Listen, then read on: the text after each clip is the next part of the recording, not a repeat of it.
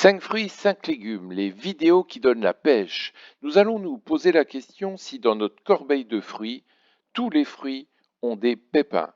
Nous allons nous poser la question si dans notre corbeille de fruits, un fruit a des pépins. Nous allons voir donc deux méthodes, Somme et Évry, qui s'appliquent sur des tableaux.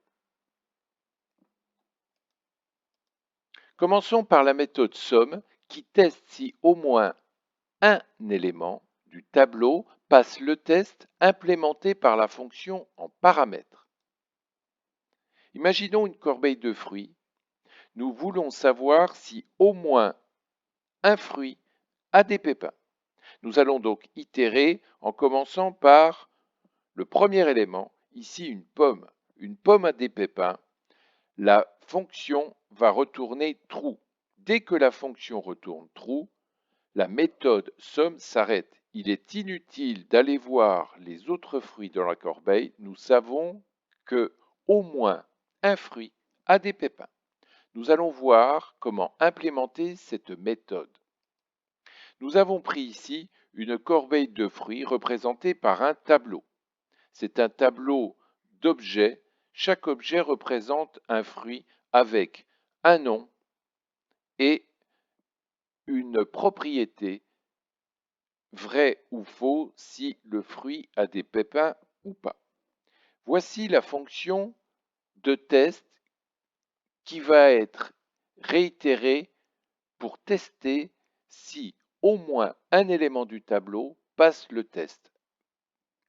Nous voyons ici qu'il y a une fonction avec un paramètre déstructuré. Que vaut pépin en fait?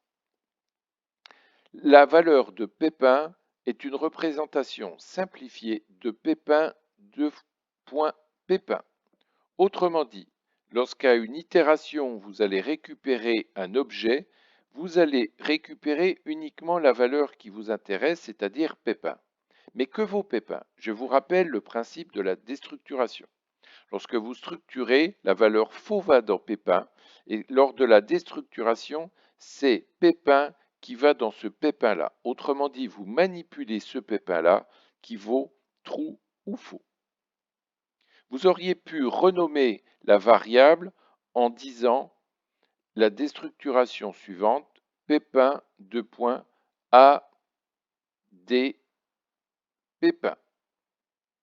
Et vous auriez manipulé pépin. Autrement dit, faux venait dans pépin, pépin allait ici. Ceci a des pépins avait la valeur dans votre tableau soit vrai, soit faux. Nous allons donc voir comment la méthode somme teste si au moins un élément du tableau passe le test implémenté par cette méthode. Voici la première itération. Nous recevons un élément du tableau, c'est-à-dire un objet. L'objet est ensuite déstructuré. Autrement dit, pépin vaut true. La fonction somme a une méthode, une fonction qui est passée en paramètre. Cette fonction va retourner la valeur de pépin. Ici, la valeur true. Dès la première itération, nous savons qu'un fruit a des pépins. L'intérêt de la méthode somme est donc d'arrêter les itérations. Il est inutile d'aller voir si orange et le reste de la corbeille contient des pépins. Nous savons que au moins un élément du tableau passe la fonction test implémentée par la fonction en paramètres. Ceci, au niveau des performances, est donc très important. Nous allons voir la méthode Évry. La méthode Évry passe si tous les éléments du tableau vérifient le test. Donc, nous allons voir cette méthode sur cette corbeille de fruits. Y a-t-il un fruit qui n'a pas de pépins? C'était la question somme. Nous pouvons poser la question, est-ce que dans ma corbeille, tous les fruits n'ont pas de pépins?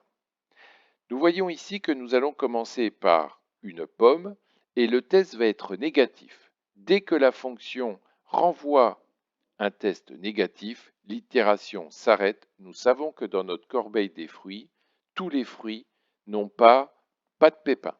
Il est donc inutile d'aller voir banane et orange. Nous allons voir cette méthode sur un exemple. Encore une fois, nous avons donc un tableau d'objets contenant pour chacun d'eux un nom et Pépin qui vaut vrai ou faux. La méthode Evry teste tous les éléments du tableau en vérifiant cette condition, à savoir ne pas avoir de pépins. Nous allons voir la première itération. À la première itération, nous récupérons le premier élément du tableau, à savoir un objet. La déstructuration de Pépin va nous donner pour Pépin la valeur true. La fonction de test va donc nous renvoyer la valeur faux. Dès qu'une valeur va renvoyer faux, l'itération va s'arrêter sur Evry. Nous savons que dans notre corbeille, tous les fruits, malheureusement, n'ont pas de pépins. Il est donc inutile d'aller voir orange ou banane.